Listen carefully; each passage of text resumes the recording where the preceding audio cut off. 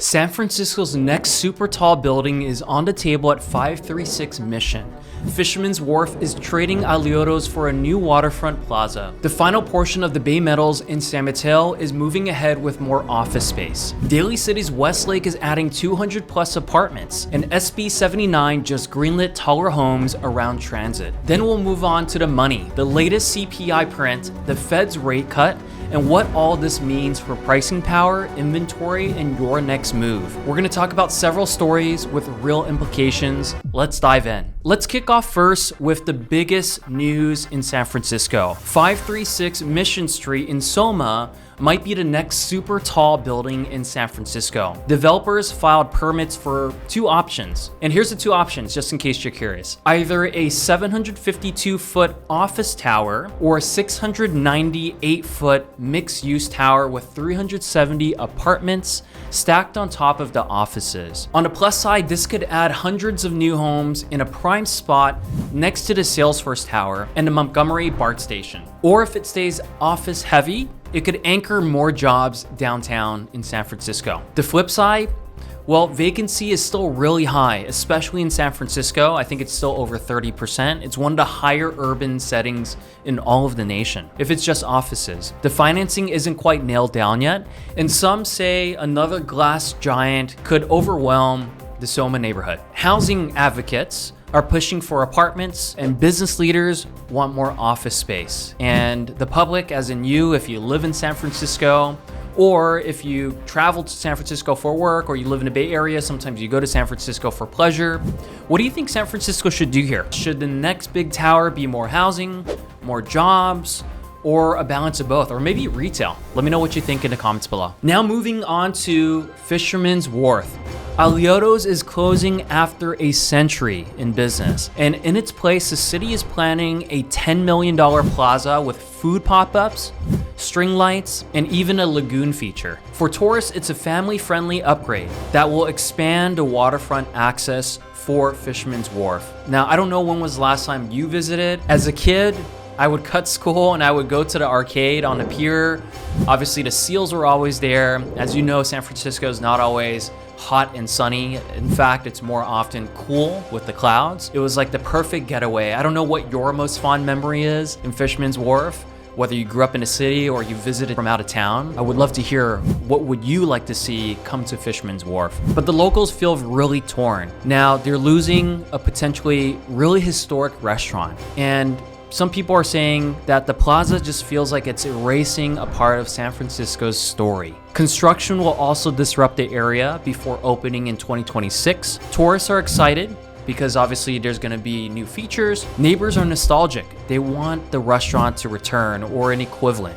There's so much history there. Nearby businesses are betting it'll boost foot traffic, so other retailers are saying that this is overall good, because tourists will come, maybe even locals. What do you think? Should San Francisco focus more on tourism upgrades or preserving the legacy spots and the legacy restaurants? Now, that's not even to say that some restaurant owners are just tired of operating in potentially San Francisco's politics.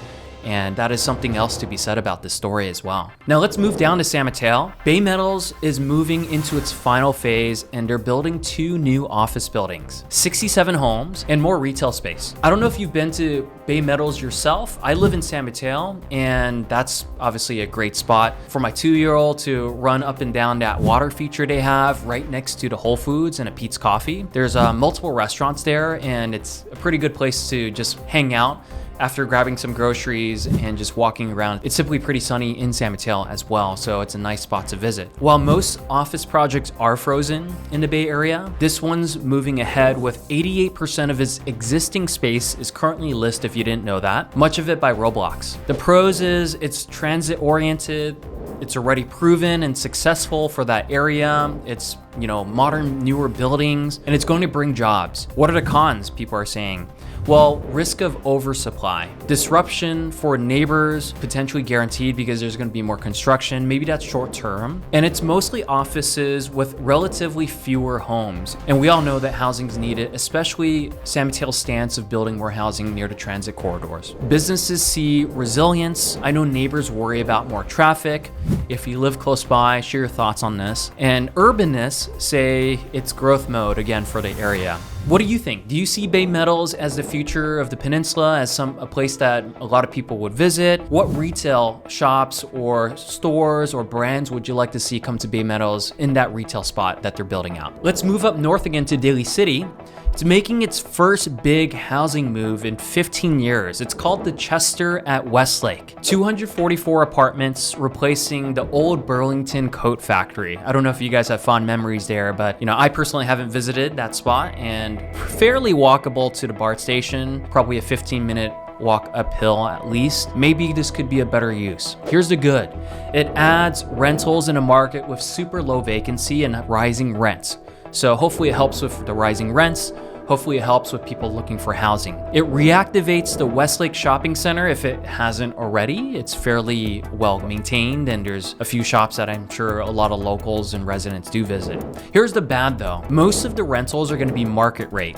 Traffic around the mall probably will get heavier, especially on John Daly Boulevard, and retail performance is still uncertain for certain stores. I guess it really depends on who's gonna live there, and of course they're gonna visit the retail stores there. So younger renters are excited, longtime residents and locals that live in a single family homes worry about the added traffic and the potential foot traffic in their neighborhoods, and other locals worry about affordability. These are gonna be market rate units, so very few of them, if any of them, are going to be below market rate. The leaders of the city are proud to finally get something built just in general. What do you think? Should the Bay Area focus more around malls, transforming them into housing hubs, similar to, I'm sure you heard the story about Stonestown's redevelopment? There's gonna be a lot more housing, a lot more parking. Some people might call it a 15-minute city. I know the Yimbys and the NIMBYs are arguing with each other, hey, what should this be? Does 15-minute city have a negative connotation? Some people say it does. Some people think that it's a good use of land. Less parking in these areas might mean that you actually just bike or you take public transportation. What are your thoughts in general for San Francisco's public transportation? Now let's move to the policy side of things. Sacramento just passed SB 79. It's one of the more controversial housing bills in years because it upzones land within a quarter mile of transit. So what does that really mean? If you live near Caltrain, BART, in the city, obviously you have Muni, anywhere that is close to transit or a quarter mile away, you might see more density, and the state is pushing for this, letting developers build up to 75 feet high with at least 7% affordable units. What do you think? Is 7% high enough for affordable units? Should, in this case, it means 93% at the most is going to be for market rate. Advocates are saying this is historic. Thousands of homes could be unlocked. Transit ridership will boost because there's more people living nearby and will utilize it, and unions are guaranteed work. For people that are opposing this, it's a loss of local control because cities can't make decisions anymore. The state is pushing this bill. The affordability share is too low because it's only 7%, but there's going to be more housing in general, and it could drop 7-story apartments right next to single-family homes, next to the BART stations and Muni stations that you currently live by. Cities are bracing for fights. Some cities are pushing back. Transit agencies are optimistic because ridership's going to boost, and the debate is just beginning. As a local resident, or if you're thinking about moving to the Bay Area, which Bay Area transit stations should be the first in line for this new type of growth, and what are your general thoughts on this? Okay, moving along to San Mateo County. San Mateo County just signed off on a $5.5 billion budget, adding $610 million in new spending for clinics, food, and housing programs. That means neighborhood clinics stay open a little later, food and housing aid continues for those that need it, and safety programs get a lift. But the plan leans heavily on reserves, and the state still owes the county $22 million at this point. Future staffing costs may strain things because any new budget passing implementation of spending requires people. Residents are relieved that some of these services are safe. Advocates worry that long-term funding just might not exist for all these programs that they're passing. Employees welcome the new positions, obviously, because there's new employment opportunities. If cuts ever come, though, I'm curious to know which county service should be protected, which ones shouldn't be, and should be cut first. Health, housing, safety.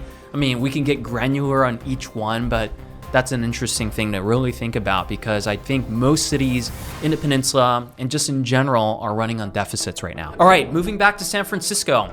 Mayor Leung is pushing the Heart of the City plan, a $40 million downtown revival to turn it into a 24/7 hub. I don't know if you thought about San Francisco being a 24/7 hub before, but I'm kind of liking this proposal just because growing up in the city, there isn't that much to do past 1 a.m. Crime in Union Square is down 40%, and I know some people are gonna say, hey, the way that they categorize crime has changed. I get it. Hotel bookings are up 60%, which is great, but 60% of a diminished number ever since post-COVID. I don't know how much it actually has improved. And the streets are noticeably cleaner. I don't know if you've been to downtown recently or different parts of the city. I would attest that I am noticing improvements in the city, but what's your feedback on it? The positives, there's real momentum. Small businesses are getting support. Public, private sector dollars are backing the improvements. But here's a negative. Office conversions are expensive and slow so far, even though there's policy to push for it and there's still high vacancy for offices. 40 million, honestly, is really small compared to what the city needs and the challenges it faces. There's so many vacancies in the retail scene right now, so that's a bit concerning. But people are optimistic, and skeptics worry if this is just rebranding for the same issues that we've been facing in downtown and Union Square. What do you think is the one change that would actually make sense to improve downtown San Francisco? Let me know in the comments below. For office space lovers, the Sunset Dunes, the new 2-mile oceanfront park along the Great Highway, is already getting upgrades. There will be a family-friendly park zone and a multi-use zone for bikes, scooters, and runners, plus new signs and rangers to keep everything safe. I don't hear of many people complaining about safety on the Great Highway, but let me know if you have your own experiences. I know a lot of cyclists that cycle there. I know a lot of runners and walkers that visit and walk that stretch ever since it's been open just for people instead of cars. Some residents feel it's gonna be over-regulating an open space that they just don't want, more stuff. Maintenance and enforcement could also be lagging in terms of needs. Do you think the city should prioritize structured zones like this for recreation, or just leave parks open-ended and let people utilize the park for what they feel like it should be used for? Let me know. All right, 2 more topics on the economy. The Bay Area's inflation, or just inflation in general, rose 0.4% over the last 2 months. Food prices are still up 3.5% year over year. Energy is currently flat. Shelter keeps climbing, and shelter, by the way, is a lagging indicator, and it's usually 6 months behind when CPIs are reported. So as much as it's rising, we are seeing more unemployment out there, so maybe that's going to influence housing costs, or maybe not, with the push from the federal side to work from office, from the city side to work from office, from private businesses pushing and encouraging people to work hybridly. On the bright side, inflation is way below the 2022 spike of 8 to 9%.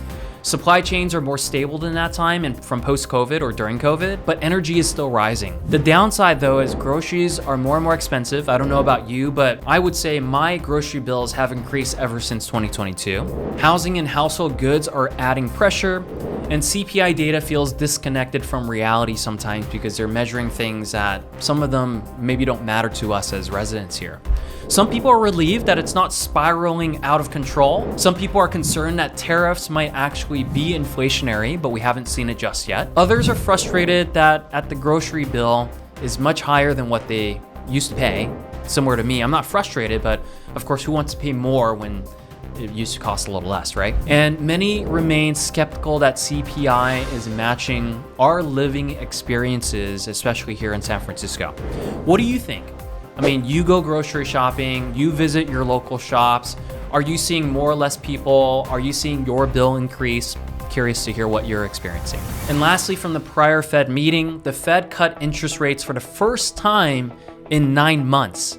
A quarter point isn't massive. In fact, if you remember in 2024, they started with a 50 basis point cut. Interest rates for consumers came down, but right when they cut it, interest rates went up for consumers, and it didn't really impact what we felt. But a quarter point isn't massive. It does signal more cuts could be on the way. According to Jerome Powell, 2 more meetings, 2 more 25 basis point cuts. Borrowers, so whether you have a HELOC on your home, or you're looking to buy a new car and getting a loan, or you're looking to buy a house, borrowers may see lower costs for loans. Developers could get financing relief, especially if rates come down and they're refinancing multi-million-dollar projects. And investors are getting reassurance that that's the direction where the market's going. But mortgage rates might not fall much further than already where they're at. I think last I checked, they were around 6.25 or a little bit above. Inflation could reignite rates, or Fed funds rates staying still or even increasing. Some people speculate of that. Critics say that the Fed is looking political. Homebuyers are hopeful. Economists are obviously always cautious and being very reserved. Investors are kind of split. Some people obviously are underwriting for the downside. Some people are, fingers crossed for the upside. What do you think? Do you think these lower rates will actually unlock housing prices or just drive them to go up? Here's what we do know. Money supply is only increasing. Housing supply isn't changing much in San Francisco and the Bay Area. We're kind of landlocked. And what I mean by that, just to give you a little more context, is there's more housing and there's more development, but it's all for rental. So anything that's resale, single family condos, townhomes, these things are gonna hold its value as monetary supply goes up. Monetary supply is gonna continue to go up. The target inflation rate has been 2%, but they're moving away from that for it to be higher. Even if you go from 2% to closer to 3%, that's a 50% increase in expectation of erosion of our purchasing power of our dollar. So if I were you, and if there's any way that you can buy any sort of assets, real estate, financial instruments, anything that is a hedge on the dollar eroding its purchasing power. Like I said earlier, real estate is not more valuable. There's just more people with more dollars chasing the same amount of houses in the Bay Area. And hence that's why we do feel the crunch of lopsided inventory, demand, and prices continuing to go up even though rates are high.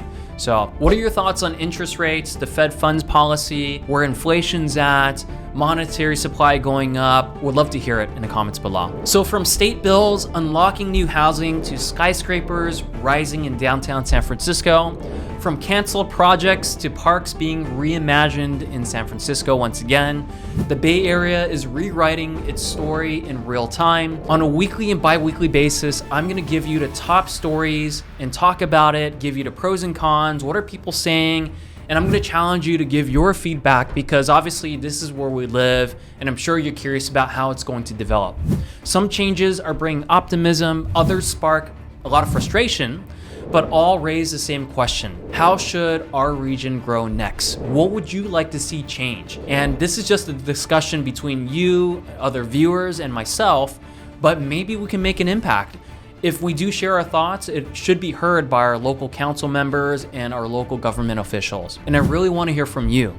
Which of these stories do you think will have the biggest impact on the Bay Area life in the next 5 years from now? Thank you so much for watching. Share your thoughts in the comments below. Follow us for the next weekly, bi-weekly update. See you on the next one.